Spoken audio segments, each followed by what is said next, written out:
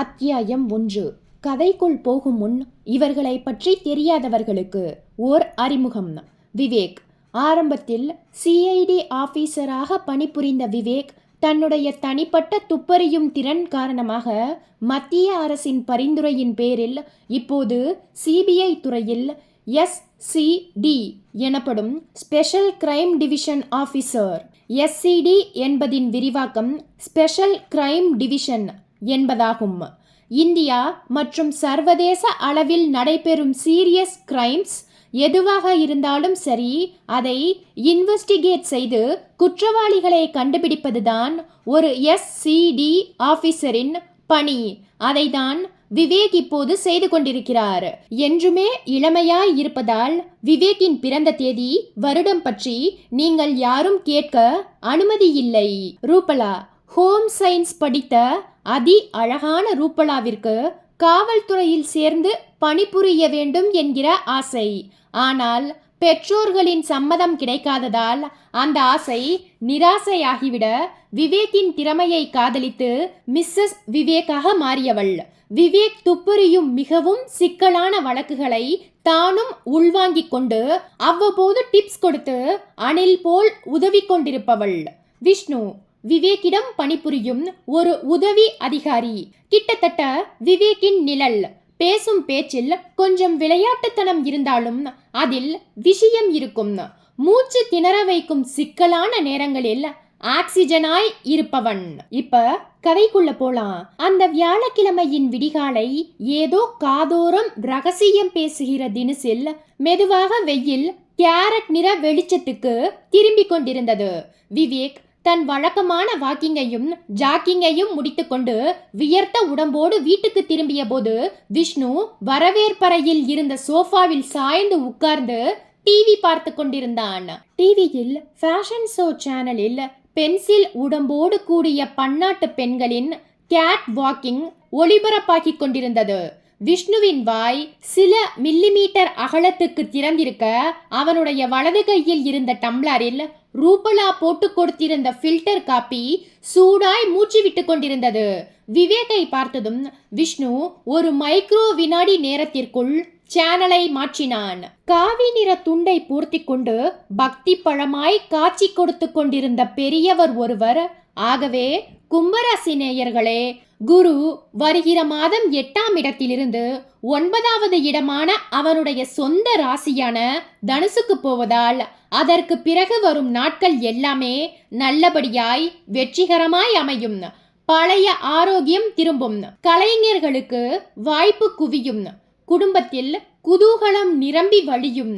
ராசிநாதனான சனியும் லக்னபதியான குருவும் அமைய பெற்றவர்கள். மேலும் குட் மார்னிங் பாஸ். விவேக் முகம் நிறைய ஆச்சரியப்பட்டான். என்னடா இவ்வளவு காலையிலேயே? Anything serious? டென்ஷன் ஆகாதீங்க பாஸ், இன்னைக்கு குரு பகவானோட அருள் நிறைஞ்ச நாள். எந்த ஒரு அசம்பாவிதமும் கிடையாது. அடுத்த தெருவில் இருக்கிற நல்வாழ்வு கல்யாண மண்டபத்துல என் ஃப்ரெண்டோட சிஸ்டருக்கு கல்யாணம் பாஸ். ஏர்லி மார்னிங் முகூர்த்தம். 6 மணிக்கெல்லாம் கல்யாணம் முடிஞ்சது. சரி, வந்தது வந்தோம். அப்படியே உங்களையும் மேடத்தையும் பார்த்து ஒரு குட் மார்னிங் சொல்லிட்டு போலாம்னு தான் வந்தேன். விவேக் எதிரே இருந்த சோஃபாவில் உட்கார்ந்தபடி கேட்டான். கல்யாண வீட்ல டிஃபன் சாப்பிட்டியா? சாப்பிட்டேன் பாஸ். 101 ரூபாய் மொய் வச்சுட்டு சாப்பிடாம வருவேனா? அப்புறம் ஏன் இங்க வந்து காஃபி சாப்பிடுற? அது என்ன டிஃபன் பாஸ்? கஞ்ச பைய. ஐட்டம்ஸ் ரொம்பவும் குறைச்சல். முதல்ல இலையில 2 இட்லி வச்சாங்க. அதுல ஒரு இட்லியை சாப்பிட்டு முடிக்கிறதுக்குள்ள சுட சுட வெண்பொங்கல் வந்தது. அப்புறம் பட்டர் லெமன் சேமியா, வடை, சாம்பார். இதையெல்லாம் சாப்பிட்டுக்கிட்டு இருக்கும் போதே பூரி, உருளைக்கிழங்கு வந்தது. அது வயிற்றுக்குள்ள போயிட்டு இருக்கும் போதே கோதுமை ரவை உப்மாவும் அதுக்கு காம்பினேஷனா கெட்டி தயிரும் வந்தது. கடைசியா ரவா தோசையை வச்சு மங்களம் பாடிட்டான். விவேக் எழுந்து போய் விஷ்ணுவின் பக்கத்தில் உட்கார்ந்தான். சோ கல்யாணத்துக்கு போயும் கொலை பட்னின்னு சொல்லு. ஆமா பாஸ், ரொம்பவும் க்ளோஸ் ஃப்ரெண்ட். எப்படி குறை சொல்றது? அதான் சாப்பிட்டோம்னு பேர் பண்ணிட்டு எந்திரிச்சு வந்துட்டேன். மேடம் என்னை பார்த்ததும், என்ன விஷ்ணு காப்பி சாப்பிட்றியான்னு ஒரு டன் பாசத்தோடு கேட்டாங்க. பாசத்துக்கு நான் அடிமைன்னு உங்களுக்கே தெரியுமே. சரின்னு தலையாட்டிட்டேன். சூடான ஃபில்டர் காப்பி கிடைச்சது. நீங்க போய் குளிச்சிட்டு மெதுவா ரெடியாகி வாங்க பாஸ். டிஃபன் சாப்பிடும்போது நான் உங்களுக்கு கம்பெனி தரேன். விவேக் விஷ்ணுவை எதனால் அடிக்கலாம் என்று சுற்றும் முற்றும் பார்த்து கொண்டிருக்கும் போதே வீட்டு வாசலில் ஒரு போலீஸ் ஜீப் வந்து நிற்பது ஜன்னல் வழியே தெரிந்தது. விஷ்ணு வர்றது யாருன்னு பாரு. விஷ்ணு ஜன்னல் அருகே போய் எட்டி பார்த்துவிட்டு சொன்னான், boss, assistant commissioner of police Anbarasan ஜீப்பிலிருந்து இறங்கி வந்துட்டு இருக்கார். மனுஷன் அவ்வளவு சந்தோஷமா இல்ல. விவேக் எழுந்து வாசலை நோக்கி போக ஏசிபி அன்பரசன் 6 அடி உயரத்தில் திடகாத்திரமான உடம்போடு எதிர்கொண்டு சல்யூட் வைத்து தளர்ந்தார். Sorry for the disturbance sir. Vivek அவருடைய கையை பற்றி குலுக்கிவிட்டு, no problem, please come in என்று சொல்லிவிட்டு சோஃபாவை காட்டினான். ஏசிபி அன்பரசன் சோஃபாவின் நுனியில் அவஸ்தையாய் உட்கார்ந்தபடி கேட்டார், சார், கமிஷனர் உங்களுக்கு ஃபோன் செஞ்சாரா? இல்லையே, இனிமேல பண்ணாலும் பண்ணுவார். Anything important? Yes sir. சொன்னவர் தன் கையில் வைத்திருந்த ஒரு ஸ்மார்ட் போனின் வீடியோ ஆப்ஷனை உயிர்ப்பித்து விவேக்கிடம் நீட்டினார். 4 நிமிஷம் ஓடுற இந்த வீடியோ பதிவை கொஞ்சம் பாருங்க சார். விவேக் வாங்கி பார்க்க விஷ்ணுவும் அவனோடு இணைந்து கொண்டான். இருட்டில் மரங்கள் வேகமாய் அசைந்து கொண்டிருக்க ரோட்டோரமாய் ஒரு பைக் வந்து நிற்கிறது. 2 பேர் நிழல் உருவங்களாய் இறங்குகிறார்கள். ஒருவனின் கையில் சதுரமாய் பிரீஃப்கேஸ், இன்னொருவனின் கையில் சின்னதாய் ஒரு துணி மூட்டை. அந்த 2 பேர்களும் சுற்றும் முற்றும் பார்த்துவிட்டு சாலையின் சரிவில் இறங்கி நடக்கிறார்கள். செல்போனின் வீடியோ கேமரா அவர்களை பின்தொடர்கிறது. ஷூ அணிந்த அவர்களுடைய கால்கள் சிறு சிறு செடிகளை துவம்சம் செய்கின்றன. விவேக் செல்போனின் மேல் இருந்த பார்வையை எடுக்காமல் கேட்டான், அன்பரசன், யார் அவங்க? சார், அவங்க என்ன பண்றாங்கன்னு க்ளோஸா பாருங்க. விவேக் பார்வையை உன்னிப்பாக்கினான். இப்போது இருவரும் அடர்த்தியான புதர்களுக்கு நடுவில் ஒரு கோணல் கோடு மாதிரி நெளிந்த ஒற்றையடி பாதையில் வேகமாய் நடை போட்டு கொண்டிருந்தனர். அவ்வப்போது கிசுகிசுப்பாய் ஏதோ பேசிக்கொண்டார்கள். மேலும் 30 வினாடி இருட்டில் நடந்த பின் சட்டென்று நின்றார்கள். ஒருவன் மண்டியிட்டு உட்கார்ந்து பிரீஃப்கேஸை கீழே வைத்து அதனுடைய லாக்கரை விடுவித்து திறந்து உள்ளே இருந்து மெஷின்கன் போல் இருந்த ஏதோ ஒன்றை எடுத்தான். அதை 4-5 முறை திருப்பி திருப்பி பார்த்துவிட்டு பூமியில் பதித்தான். கிர்ரென்று சன்னமாய் ஒரு சத்தம் உற்பத்தியாக கல்லும் மண்ணும் பக்கவாட்டில் சிதறியது. அடுத்த 1 நிமிடத்துக்குள் 2 அடி ஆழ குழியொன்று உற்பத்தியாக கையில் துணி மூட்டையோடு நெஞ்சிருந்தவன் கேட்டான், இந்த ஆழம் போதுமா? போதும் போதும், இந்த இடத்துக்கு யாரும் வரப்போறதில்ல, அத வெளியில் எடு. அவன் துணி மூட்டையை மெல்ல பிரித்தான். உள்ளே கையை விட்டு எதையோ மெல்ல தூக்கினான். அந்த இருட்டிலும் அது எதுவென்று தெளிவாய் புலப்பட்டது. துல்லியமாய் வெட்டப்பட்ட ஒரு மனிதனின் தலை. சென்னையின் புறநகர் பகுதி. முட்டுக்காட்டுக்கு போகும் பிரதான சாலையிலிருந்து இடதுபுறமாக சட்டென்று மண்பாதையொன்று பிரிய உள்ளே 100 மீட்டர் தூரத்தில் பசுமையான மரங்களுக்கு நடுவில் காவி நிற கட்டிடம் 2 மாடிகளோடு பழமையாய் தெரிந்தது. 2வது மாடியில் முதல் அறையின் கதவு சாத்தப்பட்டிருக்க மெல்ல தட்டினால் அந்த 23 வயது அழகான பெண் சுபத்ரா. மே ஐ கமின் டாக்டர்? உள்ளே இருந்து குரல் வந்தது. S, come in. சுபத்ரா கதவை தள்ளிக்கொண்டு அறைக்குள் போனாள். கிட்டத்தட்ட ஒரு லேபரட்டரி போல் தோற்றமளித்த அந்த அறையின் மையத்தில் ரிவால்விங் நாற்காலியில் உட்கார்ந்திருந்த டாக்டர் ருத்ரபதி பயோ கம்ப்யூட்டருக்கு முன்பு உட்கார்ந்து ஸ்கிரீனில் எதையோ உற்று பார்த்து கொண்டிருந்தார். Good morning doctor. Very very good morning. கம்ப்யூட்டரில் இருந்து தலையை உயர்த்தாமலேயே சொன்னார் ருத்ரபதி. சுபத்ரா கையில் வைத்திருந்த ஒரு நீல நிற ஃபைலோடு அவருக்கு எதிரே இருந்த நாற்காலியில் போய் உட்கார்ந்தாள். டாக்டர், நீங்க கேட்டிருந்த ஆர்என்ஏ ரிப்போர்ட் ரெடி. ரிசல்ட் என்ன? வெள்ளை எலியோட நியூரான் ஆர்என்ஏ 10% அதிகம். அதே சமயம் கருப்பு எலியோட ஆர்என்ஏ குறைவாய் இருக்கு. எத்தனை மணிக்கு எடுத்த ரிப்போர்ட் இது? காலையில 7 மணிக்கு. சரி, ரெண்டையும் டீப் அப்சர்வேஷன்ல வெயி. மத்தியானம் 2 மணிக்கு ஒரு ரிப்போர்ட் எடு. அப்பவும் அதே மாதிரி இருந்தா X+Y சீரத்தை இன்ஜெக்ட் பண்ணி பார்க்கலாம். Yes doctor. ருத்ரபதி கம்ப்யூட்டரை இருட்டாக்கிவிட்டு நாற்காலியிலிருந்து தன்னை உருவிக்கொண்டு எழுந்தார். இப்போ மணி என்ன? 10:10. ஹரி எங்க? அவரோட கேபினுக்குள்ள இருக்கார். நீங்க கொடுத்த ஏதோ ஒரு அசைன்மெண்ட்டை ஸ்ரத்தையோடு பண்ணிக்கிட்டு இருக்காரு. நான் ஹரிக்கு எது மாதிரியான அசைன்மெண்ட் கொடுத்துருக்கேன்னு உனக்கு தெரியுமா சுபத்ரா? தெரியாது டாக்டர். அடுத்த வாரம் நாம 3 பேரும் கொடைக்கானலுக்கு போறோம். அங்கிருந்து 10 கிலோமீட்டர் தூரத்தில் இருக்கிற ஸ்லிப் ராக்ல 10 நாள் தங்க போறோம். அதற்கான முன் ஏற்பாடுகளை பண்ண சொல்லி ஹரி கிட்ட சொல்லி இருக்கேன். சுபத்ராவின் அழகான முகம் சற்றே மாறியது. எதுக்கு ஸ்லிப் ராக் போறோம்? என்ன சுபத்ரா, நாம அங்க எதுக்கு போறோம்னு உனக்கு தெரியாதா? அங்க ஏதோ அகழ்வாராய்ச்சி நடந்துட்டு இருக்கிறதா சொன்னீங்க. அதேதான், 15 அடி ஆழம் வரைக்கும் தோண்டியாச்சான். ஆர்கியாலஜி டிபார்ட்மெண்ட்டை சேர்ந்த என்னோட ஃப்ரெண்ட் விஜய் பாபு இன்னைக்கு காலையில 6 மணிக்கு ஃபோன் பண்ணி சொன்னார். டாக்டர், என்ன சுபத்ரா, நான் ஒன்னு சொன்னா நீங்க தப்பா நினைச்சுக்க மாட்டீங்களே? நோனோ, தாராளமா சொல்லு. நாம தேடி போற விஷயம் அந்த ஸ்லிப்ராக் அகழ்வாராய்ச்சியில கிடைக்குமா? டாக்டர் ருத்ரபதி மௌனமாய் புன்னகையொன்றை உதிர்த்தபடி கேட்டார். நாளைக்கு காலையில சூரியன் உதிக்குமா உதிக்காதா? இது என்ன கேள்வி டாக்டர்? கண்டிப்பாய் உதிக்கும். அதே மாதிரிதான் அந்த ஸ்லிப்ராக் அகழ்வாராய்ச்சி இடத்திலும் நாம தேடி போற விஷயம் நிச்சயம் கிடைக்கும்.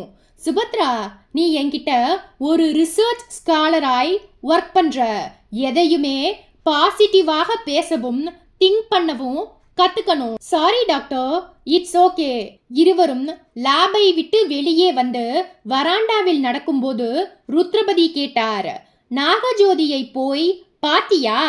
நேர்ல போய் பார்க்கல, கம்ப்யூட்டர்ல மானிட்டரிங் பண்ணி பார்த்தேன். எந்த இம்ப்ரூவ்மெண்ட்டும் இருக்கிற மாதிரி தெரியல டாக்டர்.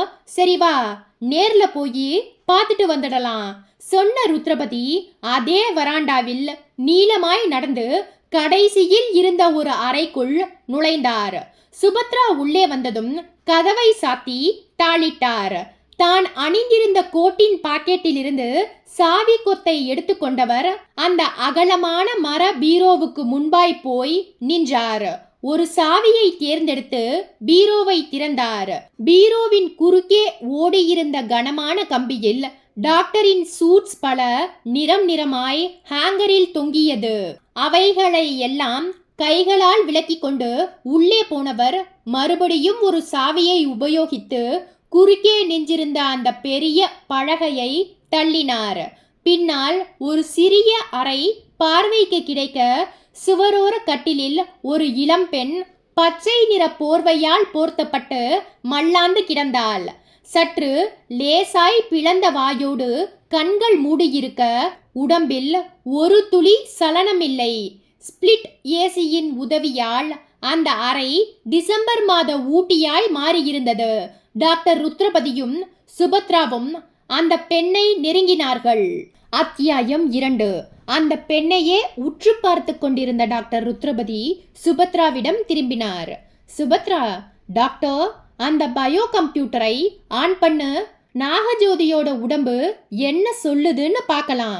சுபத்ரா அந்த பெண்ணின் தலைமாட்டில் இருந்த சதுரமான கம்ப்யூட்டரை ஆன் செய்தாள்.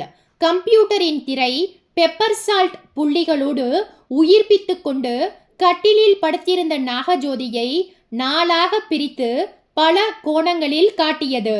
டாக்டர் ருத்ரபதி தன் கையில் வைத்திருந்த செல்போனின் ஒரு ஆப்ஷனை தேய்த்து அந்த பயோ கம்ப்யூட்டரோடு ஒரு தொடர்பை ஏற்படுத்தி கொண்டு அதனிடம் சின்ன சின்ன கேள்விகளாய் கேட்டு டைப் செய்தார். உடனடியாய் பதில் வந்தது. Brain stem test going on. Brain stem auditory evoked response nothing. Reflexes absent. Cerebral hemispheres in a deeply coma stage. Corneal reflex no. Aclocephalic reflex no. Doctor Rudrapathi ஒரு பெருமூச்சை உஷ்ணமாய் வெளியேற்றிக் கொண்டே பயோ கம்ப்யூட்டரின் திரையை இருட்டாக்கினார். சுபத்ரா, டாக்டர், நாகஜோதி கிட்ட இன்னைக்கு ஒரு 10% ரெஸ்பான்ஸ் ஆவது இருக்கும்னு நான் எதிர்பார்த்தேன். ஏமாத்தமா இருக்கு. நானும் தான் டாக்டர். மறுபடியும் ஒரு லைஃப் சப்போர்ட்டர் கொடுத்து அப்சர்வேஷன்ல வச்சு பார்க்கலாமா? கார்டியோ பல்மனரி சப்போர்ட்டர் வச்சா ஓரளவுக்கு நாம எதிர்பார்க்கிற ரிசல்ட் கிடைக்கலாம் டாக்டர். சரி, நீயும் ஹரியும் அதுக்கு வேண்டிய ஏற்பாட்டை பண்ணுங்க. ருத்ரபதி சொல்லிவிட்டு திரும்பிய அதே வினாடி அவருடைய செல்போன் வைப்ரேஷனில் சினுங்கியது. எடுத்து டிஸ்பிளேயில் பார்த்தார். மறுமுனையில் டாக்டர் வெற்றிவேல் காத்திருந்தார். ருத்ரபதி செல்போனை இடது காதுக்கு மெல்ல ஒற்றி குட் மார்னிங் வெற்றி என்றார். Good morning Rudra. சாரி வெற்றி, காலையிலேயே நீ ஒரு தடவை எனக்கு ஃபோன் பண்ணியிருக்க. ஃபோனை நான் வைப்ரேஷன்ல வச்சிருந்ததால கவனிச்சு அட்டன் பண்ண முடியல. ஏதாவது முக்கியமான விஷயமா? அப்படி இல்லைன்னா நான் ஃபோன் பண்ணுவேனா? என்ன விஷயம் சொல்லு. நாகஜோதி விஷயத்துல ஏதாவது முன்னேற்றம் தெரியுதா? இல்ல. அப்புறம் ஏன் அவ அங்க இருக்கணும்? பழையபடி என்னோட ஆஸ்பத்திரிக்கே கொண்டு வந்துடு. நீ எனக்கு ஒரு வாரம் டைம் கொடுத்துருக்க வெற்றி. நாகஜோதி என்னோட இடத்துக்கு வந்து 4 நாள் தான் ஆச்சு. இன்னும் 3 நாள் பாக்கி இருக்கு. அது எனக்கு தெரியாதா என்ன? இப்ப புதுசா ஒரு பிரச்சனை. என்ன பிரச்சனை? கார் மோதி விபத்துக்குள்ளான நாகஜோதிக்கு சொந்த பந்தம் யாரும் இல்லைன்னு நினைச்சிட்டு இருந்தோம் இல்லையா? ஆமா, அவ கல்யாணமானவ, புருஷன் இருக்கான். வீடியோவை பார்த்து கொண்டிருந்த விவேக்கும் விஷ்ணுவும் வியர்வை மின்னும் முகங்களோடு நிமிர்ந்தார்கள். என்ன பாஸ், துணி மூட்டைய பிரிச்சு ஏதோ பாதியா வெட்டின தர்பூசணி பழத்தை எடுக்கிற மாதிரி ஒரு மனுஷனோட தலையை எடுக்கிறான். விவேக் ஏசிபி அன்பரசனை ஏறிட்டான். அன்பரசன், யார் இவங்க? சார், இன்னும் 2 நிமிஷம் வீடியோ ஓடும், அதையும் பார்த்துடுங்க. அப்புறம் விபரம் என்னன்னு சொல்றேன். விவேக்கும் விஷ்ணுவும் மறுபடியும் செல்போனில் ஓடிக்கொண்டிருந்த அந்த வீடியோ காட்சியை பார்த்தார்கள். 2 பேர்களில் ஒருவன் சொல்லிக் கொண்டிருந்தான், இது பாதுகாப்பான இடம்தானே? நான் செலக்ட் பண்ணின இடத்துல என்னைக்குமே பிரச்சனை வராது. குழிக்குள்ள தலையை போட்டு மண்ணை தள்ளு. அடுத்த வினாடி அந்த துண்டிக்கப்பட்ட மனித தலை ஒரு சிறு சத்தத்துடன் குழிக்குள் விழுந்தது. மண்ணை வேக வேகமாய் அள்ளி போட்டார்கள். பிறகு மூடிய குழியின் மீது ஏறி நின்று பூட்ஸ் கால்களால் மிதித்து அந்த இடத்தை சமன்படுத்தினார்கள். ஒருவன் சட்டென்று மிதிப்பதை நிறுத்தினான். மற்றவன் கேட்டான், ஏன், என்னாச்சு? ஏதோ சத்தம் கேட்கல. சத்தமா? என்ன சத்தம்? யாரோ பெருமூச்சு விடுற சத்தம். காத்து வேகமா வீசி இருக்கும். இல்ல, நம்ம தவிர வேற யாரோ இங்க இருக்காங்க. உனக்கு எப்ப பார்த்தாலும் பயம்தான். இது நியாயமான பயம்தான். அந்த புதருக்கு பின்னாடி பாரு, ஏதோ அசைகிற மாதிரி இருக்கு. எதுக்கு சந்தேகம்? வா போய் பாப்போம். இருவரும் எழுந்தார்கள்.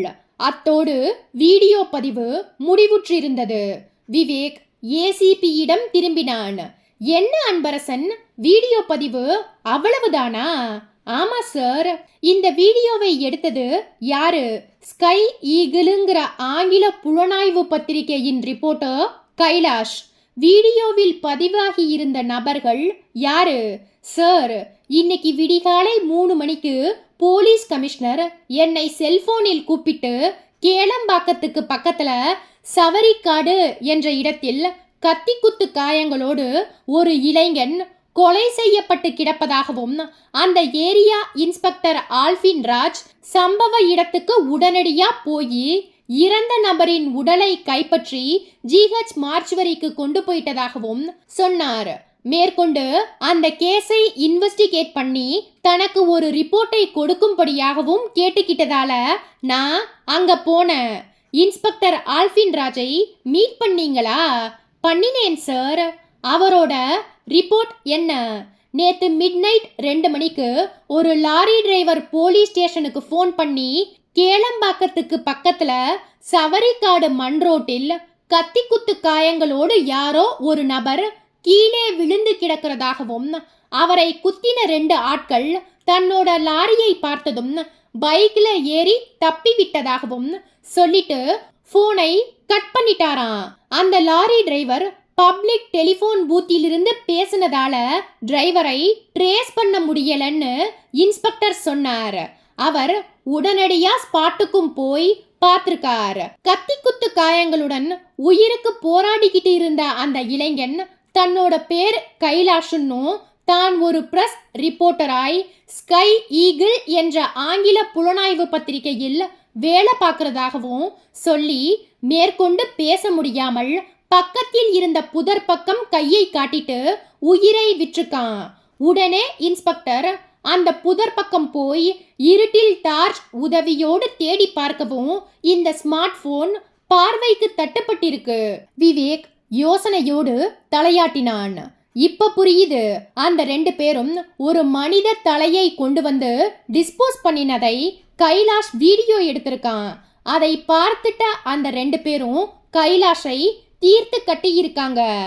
Yes sir, this is what happened. Sky eagle பத்திரிகைக்கு தகவல் கொடுத்துட்டீங்களா? கொடுத்துட்டேன் சார். அது கொல்கத்தாவிலிருந்து வரக்கூடிய ஒரு இன்வெஸ்டிகேஷன் ஜேர்னல்.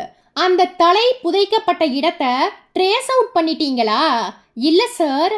ஏன்? அந்த மனித தலை டிஸ்போஸ் செய்யப்பட்ட இடம் வேற, கைலாஷ் கொலை செய்யப்பட்ட இடம் வேற சார். கைலாஷ் வீடியோ எடுத்ததை பார்த்துட்ட அந்த 2 பேரும் கைலாஷை துரத்தி இருக்காங்க. கைலாஷ் தன்னோட பைக்ல தப்பிச்சு போக நினைச்சிருக்கான். ஆனா அவங்களும் பைக்ல சேஸ் பண்ணிட்டு வந்து கேளம்பாக்கத்துக்கு பக்கத்துல மறிச்சு குத்தி கொலை செஞ்சிருக்காங்க. கைலாஷோட பைக் ரோட்டோரமா ஒரு கழிச்சு விழுந்திருந்தது. மோப்ப நாயை வரவழைச்சிங்களா? டாக் ரோஜரை வரவழைச்சு பார்த்தோம். No use sir. அது எல்லா திசைகளிலும் 100 மீட்டர் தூரம் ஓடினதோட சரி. ஏசிபி அன்பரசன் சொல்லிக் கொண்டிருக்கும் போதே விவேக்கின் செல்போன் ரிங்டோனை வெளியிட்டது. எடுத்து பார்த்தான். மறுமுடையில் போலீஸ் கமிஷனர் காதுக்கு ஒற்றி குட் மார்னிங் சார் என்றான். கமிஷனர் நேரடியாய் விஷயத்துக்கு வந்தார். மிஸ்டர் விவேக், ஏசிபி அன்பரசன் எல்லாத்தையும் சொன்னாரா? சொன்னாரு சார். அந்த மனித தலை இந்த சென்னையில எந்த இடத்துல புதைக்கப்பட்டிருக்கலாம்ங்கிறதை கண்டுபிடிக்க வேண்டியது உங்களுடைய பொறுப்பு. அத்தியாயம் 3. இரவு 11 மணி. விவேக் தன்னுடைய அறையில் லேப்டாப் முன்பாக உட்கார்ந்து கம்ப்யூட்டர் திரையில் ஓடிக்கொண்டிருந்த அந்த வீடியோ காட்சியை திரும்ப திரும்ப பார்த்து கொண்டிருந்தான். பக்கத்தில் உட்கார்ந்திருந்த விஷ்ணு தன் இடது புறங்கையின் மேல் கொட்டாவி ஒன்றை வெளியேற்றிவிட்டு சொன்னான். பாஸ், கொலை செய்யப்பட்ட அந்த ஜேர்னலிஸ்ட் கைலாஷ் எடுத்த இந்த வீடியோவை நீங்க இன்னைக்கு ராத்திரி மட்டும் இல்ல, இன்னும் 108 ராத்திரிகள் போட்டு பார்த்தாலும் சரி, எந்த ஒரு க்ளூவும் கிடைக்க போறதில்ல. மூளைக்கு ஒரு நாள் லீவு கொடுங்க, நிதானமா யோசனை பண்ணலாம். விஷ்ணு சொல்லிக் கொண்டிருக்கும் போதே ரூபலா டீ கோப்பையோடு உள்ளே வந்தாள். நல்லா சொல்லுடா விஷ்ணு, அந்த மனித தலை இந்த சென்னையில எந்த இடத்துல புதைக்கப்பட்டிருக்கும் என்பதை கண்டுபிடிக்க வேண்டியது உங்களுடைய பொறுப்புன்னு போலீஸ் கமிஷனர் சொல்லிட்டாராம். உடனே அதை இவர் வேதவாக்கா எடுத்துக்கிட்டு ராத்திரி 8 மணிக்கு 2 சப்பாத்தியும் 1 டம்ளர் பாலையும் சாப்பிட்டுட்டு லேப்டாப் முன்னாடி உட்கார்ந்தவர் தான். இது வரைக்கும் திரும்பி கூட பார்க்கல. ரூபலா சொல்லிக்கொண்டே டீ கோப்பையை இருவரிடமும் கொடுக்க விவேக் வாங்கி கொண்டே சொன்னான். விஷ்ணு, சீக்கிரமா டீயை குடி, நாம புறப்படணும். எங்க பாஸ்? தலைய புதைச்சி வச்ச இடத்துக்கு. விஷ்ணுவும் ரூபலாவும் ஆச்சரியம் கலந்த பார்வைகளை பரஸ்பரம் பரிமாறிக்கொண்டார்கள்.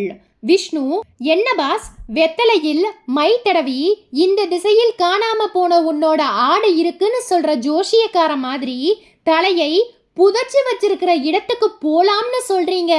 விவேக்கின் உதடுகளில் ஒரு புன்முறுவல் பரவியது. விஷ்ணு, இந்த வீடியோவை நீ எத்தனை தடவை பார்த்திருப்ப? ஒரு 50-60 தடவையாவது இருக்கும் பாஸ். ரூபி, நீ எத்தனை தடவை பார்த்திருப்ப? மிஞ்சி போனா ஒரு 10 தடவை. ஏதாவது கண்டுபிடிக்க முடிஞ்சுதா? பெரிய சைபர். நான் ஓரளவுக்கு யூகம் பண்ணிட்டேன். பைக்ல வந்த 2 பேரும் கேளம்பாக்கத்துக்கு பக்கத்துல இருக்கிற தையூருக்கு போயிருக்கணும். எப்படி பாஸ்? அந்த வீடியோ காட்சியை மறுபடியும் போட்டு பாரு. விஷ்ணு லேப்டாப் திரையில் அந்த வீடியோ காட்சியை ஓடவிட்டான். ரூபி, நீயும் பாரு. புன்னகையோடு விவேக் சொல்ல இருவரும் பார்த்தார்கள். 4 நிமிடம் ஓடக்கூடிய அந்த வீடியோ காட்சியை பார்த்துவிட்டு உதட்டை ஒரு சேர பிதுக்கினார்கள். ஒன்னும் பிடிபடலையே. விவேக் அந்த வீடியோவின் ஆரம்ப காட்சியை லேப்டாப் திரைக்கு கொண்டு வந்து அதை ஃப்ரீஸ் செய்தபடி கேட்டான். இந்த காட்சியில உங்களால என்னென்ன பார்க்க முடியுது? பைக்கோட ஹெட்லைட் வெளிச்சத்துல ரோட்டோர மரங்கள் கொஞ்ச தூரத்துக்கு தெரியுது. ரூபலா சொன்னாள். உனக்கு என்ன தெரியுது விஷ்ணு? எனக்கும் அதேதான் பாஸ். ரோடு கொஞ்சம் குண்டும் குழியுமாய் இருக்கு. சரி, ரோட்டோர மரங்கள் எது மாதிரியான மரங்கள்? சரியா தெரியல பாஸ். விவேக் அந்த மரங்களை ஜூம் பண்ணினான். இப்ப சொல்லுங்க. ரூபலாவும் விஷ்ணுவும் அந்த மரங்களின் இலைகளை உற்று பார்த்துவிட்டு இது எது மாதிரியான மரங்கள்னு தெரியலையே, இலைகள் வித்தியாசமா இருக்கு என்றார்கள். விவேக் மெல்ல சிரித்துவிட்டு சொன்னான், இது லைகோபோடியம் மரங்கள். இது மாதிரியான மரங்கள் பெரும்பாலும் காஞ்சிபுரம் கிராமத்துக்கு உட்பட்ட தையூர் கிராமத்தோட வனப்பகுதியில தான் இருக்குமா. அதுவும் குறிப்பிட்ட பகுதியில் தான் இருக்குமா. இந்த விவரம் உங்களுக்கு எப்படி தெரிஞ்சது பாஸ்? கோயம்புத்தூர்ல இருக்கிற ஃபாரஸ்ட் காலேஜோட சீஃப் கன்சர்வேட்டிவ் ஆபீசர் வீரராகவன் என்னோட நண்பர். அவருக்கு இந்த வீடியோவை அனுப்பி விவரம் கேட்டேன். அவர் வீடியோவை பார்த்துட்டு உடனே ரிப்போர்ட் அனுப்பிட்டார். ரூபலா குறுக்கிட்டாள். இந்த லைகோபோடியம் மரங்கள் ஒரு நல்ல க்ளூ தான். இருந்தாலும் இந்த மரங்கள் அந்த வனப்பகுதியில் பல இடத்தில் பரவலாய் இருக்கும். பைக்ல வந்த நபர்கள் எந்த இடத்துல மனித தலையை புதைச்சாங்கன்னு எப்படி கண்டுபிடிப்பீங்க? அதுக்கான க்ளூவும் இந்த வீடியோவில் இருக்கு. ஒரு 10 நிமிஷத்துக்கு முன்னாடி தான் அந்த க்ளூவையும் என்னால கண்டுபிடிக்க முடிஞ்சது சொன்ன விவேக் திரையில் வீடியோவை ஓடவிட்டு அந்த காட்சியை ஜூம் செய்தான். செல்போனின் மறுமுனையில் டாக்டர் வெற்றிவேல் சொன்னதை கேட்டு டாக்டர் ருத்ரபதி அதிர்ந்து போனவராய் நிமிர்ந்தார். வெற்றி, நீ என்ன சொல்ற? கார் மோதி விபத்துக்குள்ளான நாகஜோதிக்கு எந்த விதமான சொந்த பந்தங்களும் இல்லைன்னு நினைச்சுதான் நீ பண்ற ஆராய்ச்சிக்காக உன்னோட லேபுக்கு அனுப்பி வச்சேன். ஆனா நாகஜோதிக்கு கல்யாணமாகி புருஷன் இருக்கான். உனக்கு யார் சொன்னது? இன்னைக்கு தினமலர் சேலம் பதிப்புல 8வது பக்கத்துல சின்னதா ஒரு விளம்பரம் வந்திருக்கு. அத வாட்ஸ்அப் எடுத்து உனக்கு அனுப்பி இருக்கேன். ஒரு நிமிஷம் அதை பார்த்துட்டு எனக்கு மறுபடியும் ஃபோன் பண்ணு. மறுமுனையில் வெற்றிவேல் செல்போனை கட் பண்ணிவிட ருத்ரபதி பதட்டத்துடன் தன்னுடைய செல்போனின் வாட்ஸ்அப்புக்கு போய் வெற்றிவேல் அனுப்பி இருந்த போட்டோவை தொட்டார். அது சில வினாடிகள் பஃபர் ஆகி போட்டோவை தெளிவாக காட்டியது. பாஸ்போர்ட் சைஸில் நாகஜோதி போட்டோவாய் பார்வைக்கு கிடைத்தாள். போட்டோவுக்கு மேலே காணவில்லை என்கிற அறிவிப்பு தெரிந்தது. ருத்ரபதி அறிவிப்பில் அச்சாகி இருந்த வார்த்தைகளை வாய்விட்டு படித்தார். புகைப்படத்தில் இருக்கும் பெண்ணின் பெயர் நாகஜோதி. வயது 25. மாநிறம் உயரம் 5 அடி 4 அங்குலம். மேற்கண்ட பெண்ணை கடந்த 2 வாரங்களாக காணவில்லை. காணாமல் போன அன்று மஞ்சள் நிறத்தில் சேலையும் சிவப்பு நிற ஜாக்கெட்டும் அணிந்திருந்தாள். வலது காலுக்கு கீழே ஒரு மச்சம் காணப்படும். என் அன்பான நாகஜோதிக்கு உன் அன்பான கணவன் எழுதி கொண்டது. நமக்குள் இருக்கும் பிரச்சனைகளை பேசி தீர்த்து கொள்ளலாம். நீ இப்போது இருக்கும் இடத்தை எனக்கு தெரியப்படுத்தவும். நான் உன்னை அழைத்து போக வருகிறேன். வீட்டை விட்டு நீ சென்ற நாளில் இருந்து நான் குடிப்பதை நிறுத்திவிட்டேன். இனிமேல் குடிக்கவும் மாட்டேன். இப்படிக்கு உன் அன்பான கணவன் முத்துமாணிக்கம். மேற்கண்ட புகைப்படத்தில் இருக்கும் பெண்ணை பற்றி தகவல் கொடுக்க விரும்புவோர் கீழ்கண்ட செல்போன் எண்ணை தொடர்பு கொள்ளவும். வாட்ஸ்அப்பில் வந்திருந்த அந்த அறிவிப்பு மொத்தத்தையும் படித்து வியர்த்து போன டாக்டர் ருத்ரபதி தன் செல்போன் மூலம் டாக்டர் வெற்றிவேலை தொடர்பு கொண்டார். வெற்றி, வாட்ஸ்அப் பார்த்துட்டேன். இப்ப உனக்கு பிரச்சனை என்னன்னு புரிஞ்சிருக்கும். இன்னைக்கு மிட்நைட் 1 மணிக்கு மேல அவளை என்னோட ஆஸ்பத்திரிக்கு உன்னோட ஆம்புலன்ஸ்ல அனுப்பி வச்சிடு. நாகஜோதிய பழையபடி ஐசி யூனிட்ல வச்சுட்டு அவளோட புருஷனுக்கு தகவல் கொடுத்துடலாம். வெற்றி, எனக்கு ஒரு சந்தேகம். என்ன? கார் மோதி விபத்துக்குள்ளான நாகஜோதி ஆஸ்பத்திரிக்கு கொண்டு வரப்பட்டப்ப லேசா சுய நினைவு இருந்தது இல்லையா? ஆமா, அப்படி சுய நினைவு இருந்ததால தான் அவளால தன்னோட பெயரை சொல்ல முடிஞ்சுது.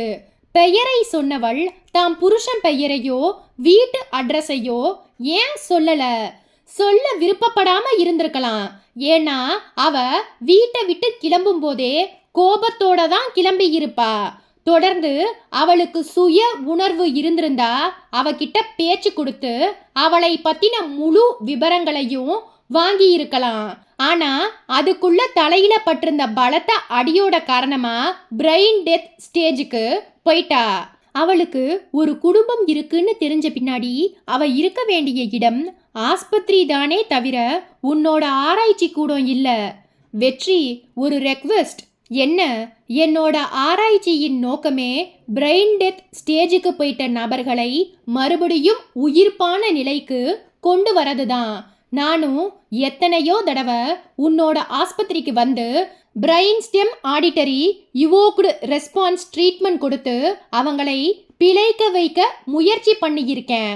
அதுல தோத்தும் போயிருக்கேன். ஆனா முதல் தடவையாய் பிரெயின் டெத் பேஷண்ட் நாகஜோதியை என்னோட லேபுக்கு கொண்டு வந்து ஒரு கம்ப்ளீட் மெடிக்கல் ட்ரீட்மெண்ட்டை கொடுத்துக்கிட்டு இருக்கேன். நாகஜோதி இங்க வந்து 4 நாள் ஆச்சு. இது வரைக்கும் அவகிட்ட எந்த ரெஸ்பான்ஸும் இல்லை. ஆனா இன்னும் 3 நாள் அவ இங்க இருந்தா ஏதாவது முன்னேற்றம் தெரியலாம்னு நினைக்கிறேன். அதுக்கு நீ சரி சொல்லணும். சாரி ருத்ரா, உன்னோட ஆராய்ச்சிக்கு அரசாங்கத்தோட மருத்துவ அங்கீகாரம் இல்ல. விவகாரம் போலீஸுக்கு போயிட்டா பிரச்சனை பெருசாயிடும். நாகஜோதிய இன்னைக்கு ராத்திரியே ஆஸ்பத்திரிக்கு கொண்டு வந்துடு. அதுவும் இல்லாம இன்னொரு விஷயம். என்ன?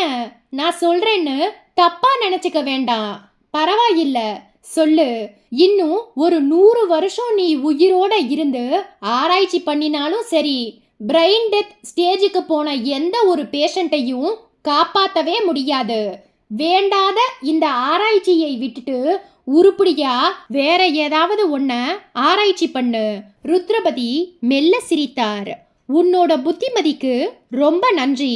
ஆனா ஒவ்வொரு மருத்துவ வெற்றிக்கு பின்னாடியும் 100 தோல்விகள் இருக்கும் அப்படின்ற உண்மைய நீ மறந்துட்ட. சரி, நீ முதல்ல நாகஜோதியை ஆம்புலன்ஸ்ல பத்திரமா அனுப்பி வை. ஆம்புலன்ஸ் ஆஸ்பத்திரியோட பின்பக்கம் வரட்டும். டாக்டர் வெற்றிவேல் மறுமுனையில் செல்போனை அணைத்த வினாடி ருத்ரபதிக்கு பக்கத்தில் நின்றிருந்த சுபத்ரா சற்றே அதிர்ச்சியோடு குரல் கொடுத்தாள். டாக்டர், குரலில் லேசாய் குளிர். என்ன சுபத்ரா? பேஷண்ட் நாகஜோதி லேசாய் கண்ணை திறந்து பார்த்த மாதிரி இருந்தது.